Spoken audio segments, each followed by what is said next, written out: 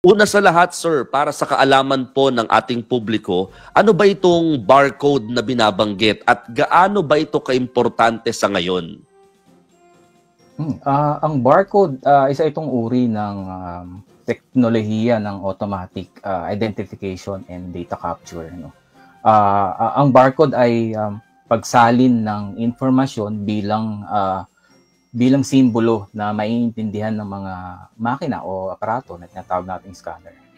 Kadalasan, ang mga barcode ay binubuo ng mga hugis katulad ng linya o espasyo or tuldok na may iba-ibang sukat. Kung tayo, nakakita tayo at nakakabasa ng mga letra, ang barcode naman ang nababasa ng mga scanner o ng mga makina o aparato. Yun. Yan yung mga narinig natin na toot, toot. Yan. So, katunayan, isa lamang yan sa gamit ng barcode ngayon. No? Luma na nga yung gamit na yun. Dahil 50 years ago pa natin. Yes.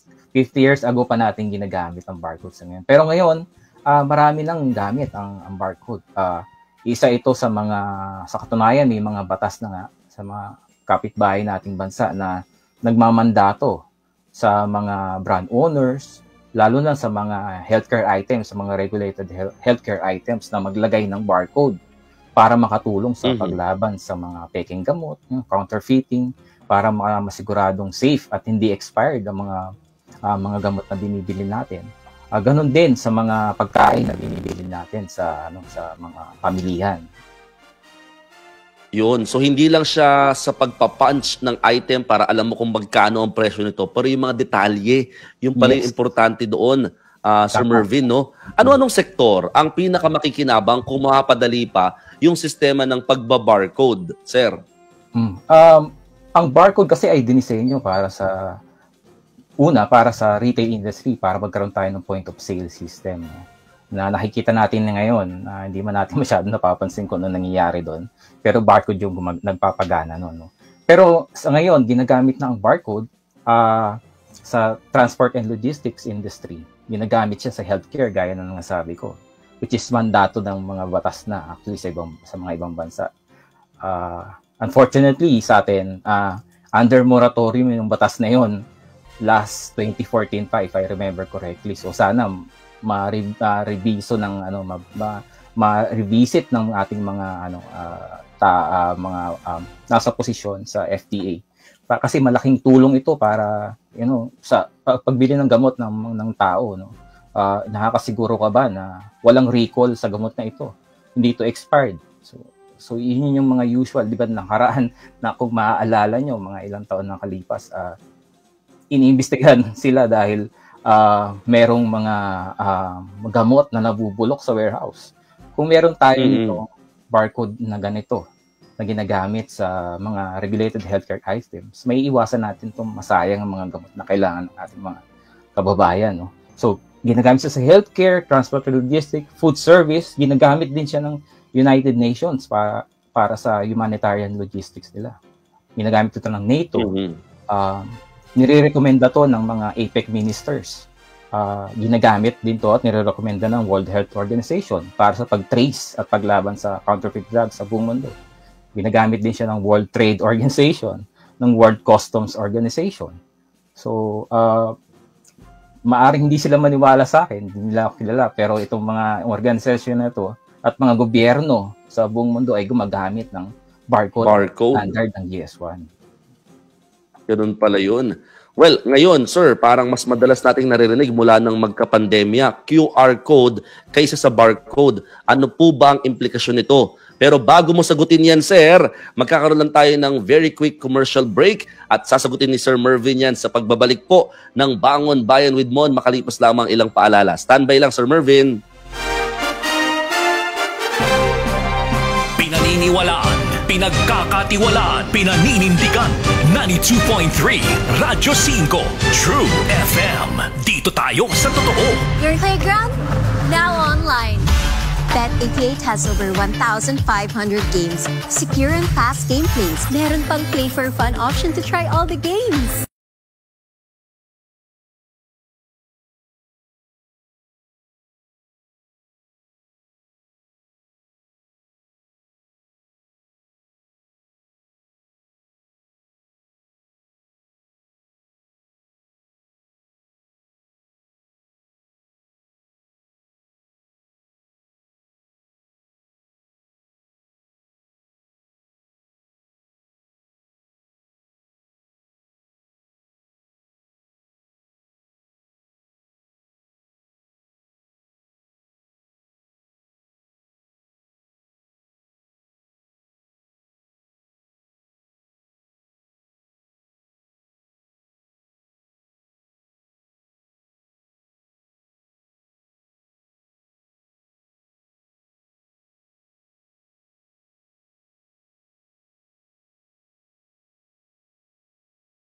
Dito na tayo sa totoo.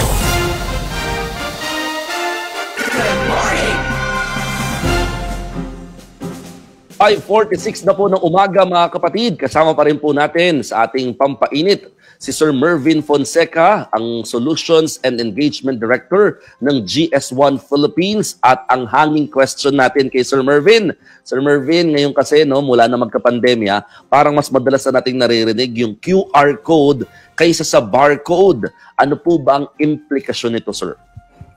Unang-una, Mon, ang QR code ay isa lamang uri ng isa ring uri ng barcode. Kung yung mga nakasanayan natin na barcode na tinatawag na linear or 1D, binubuo ng mga lines, di ba, in spaces. So ang QR code naman ay 2D. Okay? So isa rin siya uri ng barcode. So kung baga madaling sabi ay isang upgrade. Okay? No? Nabanggit mo rin yung pandemya, no? Tinuruan tayo at mga consumer na maging mapanuri sa mga bagay na gusto natin bilhin, lalo ng mga online. No? So, marami tayong informasyon na dinedemand from brand owners. Ganun din ng gobyerno, marami rin silang informasyon na isinasabatas na kailangan nasa produkto. Mga retailer na gustong mag-improve ng inventaryo nila, no? Mga transport and logistics at buong supply chain. Hindi ito kayang sagutin or solusyonan ng kasalukuyan natin ginagamit na barcode. Ang sagot dito ay 2D barcode. So, napagkasunduan na nag-agree ang global retail industry kasama ng GS1 na by 2027, dapat ay kaya nang basahin ang 2D barcode sa point of sale. Hindi lamang kasi sa kasalukuyan, nababasa lang ang 2D gamit ang cellphone. So, ngayon, ang goal natin is kahit anong barcode symbol ang gamitin ng mga brand owners, pwede itong mabasa sa point of sale. Mabasa. By 2027. Hoy, tama. At saka yun nga, actually very helpful sa mga retail no? Lalong-lalo na sa ganong klaseng industry, yung ganitong klaseng barcoding or QR coding na binabanggit nga po natin. Sir, paano makakatulong ang GS1 Philippines sa mga kumpanyang ine-explore yung kanilang options pagdating ka po dito sa mga barcode na pinag-uusapan po natin?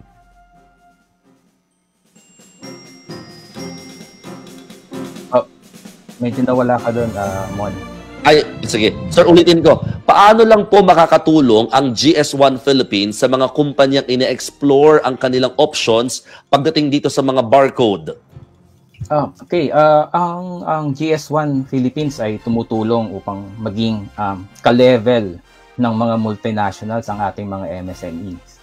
So, bilang miyembro ng GS1 Philippines, binibigyan namin sila ng kakayanang makapasok sa merkado, sa mga tindahan locally, sa mga retail stores, at maging sa mga tindahan sa ibang bansa. So in a way, we help them to become globally competitive, no, yung mga MSME natin.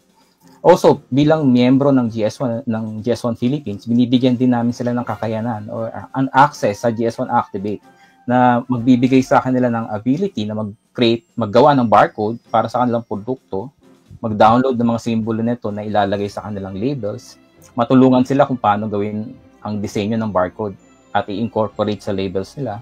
At kung kailangan nila ng mga pamamaraan para malabanan ng counterfeits or food safety, mga ganyan, pwede namin silang tulungan. No? Ang kagandahan dito, Mon, kapag meron kang barcode, isa kang brand owner, no? Ang unang-unang pumapasok dito ay yung may tiwala agad. Ikumpara mo sa produktong walang barcode, di ba? So, pag meron produkto ko tinitingnan mo, walang barcode to. So, pag may barcode, may karagdagang tiwala agad sa produkto na meron kang hawak. So, pag nakita mo rito sa barcode, tinignan mo yung numero sa ilalim, nagsisimula siya ng 480, ito ay country code ng Pilipinas. So, ibig sabihin, ito ay rehistrado sa GS1 Philippines at isang lehitimong kumpanya.